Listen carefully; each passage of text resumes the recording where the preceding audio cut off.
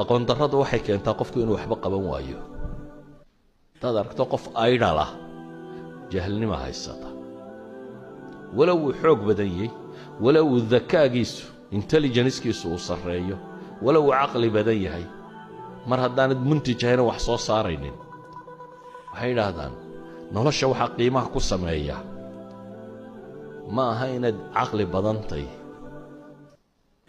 ee waxa weeyaan bay yidhaahdaan inaad hardware kar tahay nolosha taasaa raad ku leh qof xoog wax u qabta inaad tahay garadka badane hadduu hurdo dhalo waxba tari maayo si kastoo aad daki u tahay haddaad qof laysiyatay qof aan firfircoonayn haddaad tahay garaad bandidnu waxba kuu kordhin mayso si awgeed buu nebigu wuxuu tilmaamayaa amaba se aan aayadda qur-aana tilmaamo ilaahay subxaanahu wa tacaala wuxuu qur-aan ku tilmaamay qof dhan oo bini aadam ah oo intuu dembiilo noqday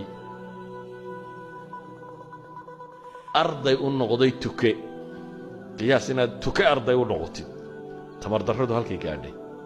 saa daraaddeed baa ilaahay wuxuu leeyahy fabacatha allaahu ghuraaban yabxahu fi اlardi liyuriyahu kayfa yuwaari saw'ata akhiih qaala yaa waylataa acajaztu an akuuna midla hada alguraab fauwaariya saw'ata akhii faasbaxa min annaadimiin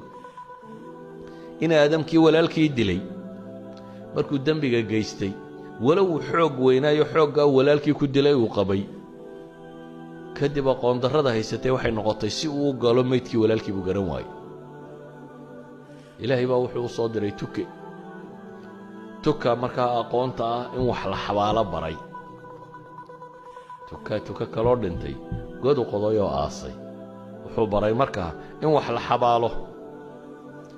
wuu halaanhalay ama wuu calaacalayo wuxuu leeyahy yaa waylataa acajaztu an akuuna midla hada alguraab halaagaygiiyow kaalaye ma waxaan ka liitaa ma waxaan ka waxtar xumaaday inaan tukahaasoo kala noqdo idan jahligu tukuu macallinkaaga dhigi dad badanoo maanta soomaaliyeed oo iska fadhfadhiya waxay la fadhiyaan waxay qabtaanba way garan waayeen jahligaa fadhiisiiyey beer si loo qoto ma garanayo wax kale si loo sameeyo ma garanayo aqoon si loo barto ma garanayo jahli baa fadhiisiiyey jahligu markaa dadka wuu dulleeyaa